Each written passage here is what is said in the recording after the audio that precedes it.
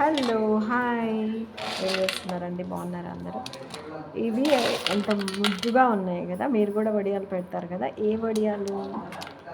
దీంట్లో పెసరపప్పు, మినప్పప్పు, అల్లం, జీలకర్ర, అంతే కదా అత్తయ్య? అల్లం జీలకర్ర వేసేసి గ్రైండ్ చేసేసుకొని కొంచెం సాల్ట్ వేసేసుకొని గ్రైండ్ చేసేసుకొని పెట్టేయడమే.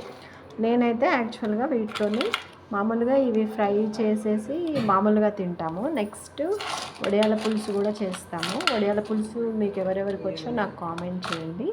మీరు ఎంతమంది ఈ వడియాలను చేస్తారో కామెంట్ చేయండి. సమ్మర్ అయిపోయింది కదా, ఇంకా వడియాల సీజన్ కూడా అయిపోయింది. యాక్చువల్గా నా యూట్యూబ్ ఛానల్లో కూడా నేను వడియాలు పెట్టాను, అవి అంత చక్కగా లేవు.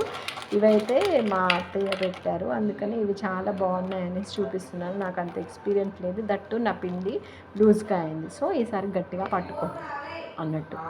ఓకేనా? Bye bye.